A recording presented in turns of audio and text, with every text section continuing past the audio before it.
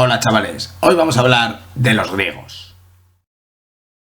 La civilización griega surgió y se desarrolló en el sur de la península balcánica, en las islas del Mar Egeo y en la costa occidental de la actual Turquía, territorio que se denominó Jonia, a lo que habría que añadir la costa sur de Italia y la isla de Sicilia, configurando esta región la llamada Magna Grecia.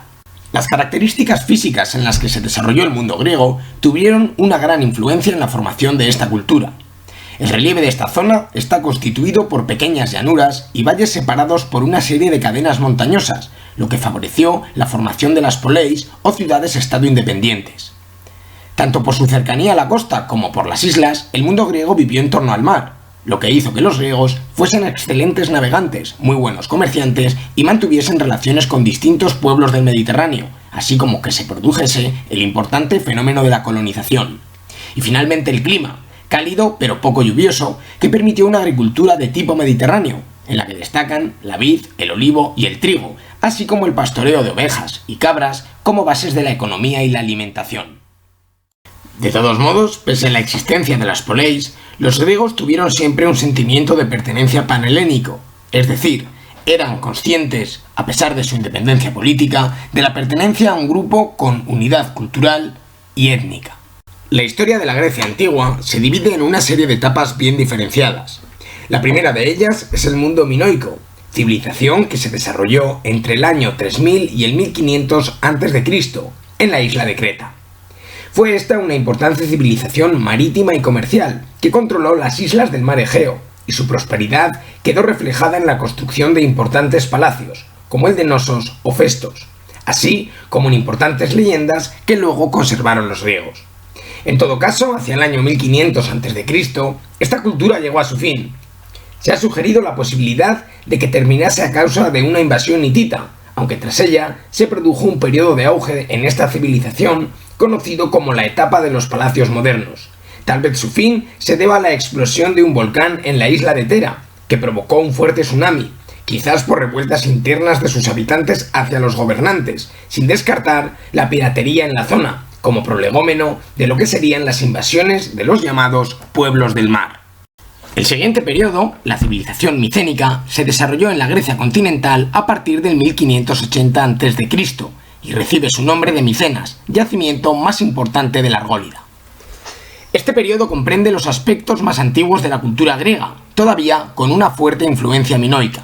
Políticamente, parece que Grecia estaba dividida en varios estados: Micenas, Pilos y Orcómeno, según se desprende de la Ilíada, pero quizás también Esparta e Ítaca, según los hallazgos arqueológicos. Parece ser que se trataba de una serie de estados soberanos, cuyos representantes, según la guerra de Troya homérica, admitían la hegemonía de Agamenón, rey de Micenas. Entre el 1350 y el 1200 a.C. se desarrolló la época de mayor prosperidad de Micenas, y es la época de la que mayor número de restos arqueológicos se conservan. No obstante, hacia el año 1200 a.C., los testimonios arqueológicos indican que el palacio sufrió una destrucción que supuso el fin de la hegemonía de Micenas. Las causas de esta se han atribuido a una supuesta invasión de los dorios, pero también se han manejado otras teorías como la invasión de los pueblos del mar, sin descartar una serie de revueltas internas o incluso terremotos. En todo caso, hacia el año 1100 a.C., la ciudadela sufrió otra destrucción y fue abandonada. El fin de esta civilización dio paso al siguiente periodo de la historia griega, los siglos oscuros. Este periodo va desde el colapso del mundo micénico hasta el inicio de la época arcaica, es decir, desde el siglo XI al VIII a.C., y su importancia es fundamental, ya que en este se definen los parámetros en los que se moverá el mundo griego hasta el siglo IV a.C. El nombre del periodo se debe a que con la destrucción de los palacios micénicos se abandonó la escritura y la construcción en piedra. Además, es un periodo de grandes cambios, ya que cae el imperio hitita derrotado por Asiria, lo que implica la aparición de los pueblos del mar, así como una serie de movimientos de población, entre los que se cuentan las llamadas invasiones dorias. No obstante, las informaciones son escasas y las causas de este colapso deben achacarse a diversas situaciones interrelacionadas. Los dorios son un pueblo guerrero de carácter indoeuropeo procedentes del norte de Grecia, que basaron su supremacía en la guerra y en el uso del hierro. Los dorios trajeron consigo sus propias tradiciones patriarcales indoeuropeas, el jefe guerrero y sus hombres más cercanos a modo de élite guerrera, base de la futura aristocracia. De este modo, durante los siglos IX y VIII a.C., el repliegue de la vida colectiva a pequeños núcleos aislados suscitó la necesidad de recurrir a una autoridad protectora. Nada sabemos de este proceso, pero aquí está el origen de las antiguas aristocracias y el del basileus. El caos que traen los dorios causará el desplazamiento de los pelasgos, así se llamaban a los habitantes originarios de la zona, al otro lado del Egeo. Allí, huyendo de los dorios, fundarían diversos asentamientos en las costas de Asia Menor, que más tarde serían conocidos como Jonia. La nueva sociedad evoluciona durante varias centurias, hasta llegar a época arcaica, entre los siglos VIII y VI a.C. Es el momento en el que comienzan a aparecer las ciudades-estado, que llegarán a su máximo grado de esplendor en época clásica. El mundo de los siglos oscuros estaba formado por oikoi, especie de grandes granjas autosuficientes que gestionaban un amplio territorio y cuyo dominio lo ejercieron unas oligarquías locales que acabarán por ser confundidas con unas monarquías de alcance comarcal.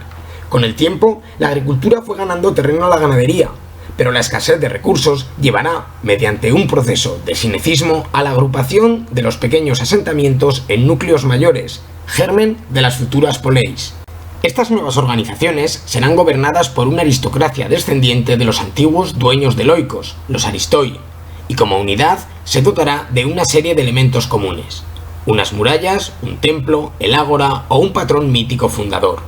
A partir del siglo VI a.C. se produjeron una serie de movimientos sociales contra estas desigualdades. Con el descontento surgieron una serie de políticos, los tiranos, que apoyándose en el pueblo acabaron con el poder de la aristocracia. Los tiranos tenían como misión remontar una crisis puntual en su ciudad.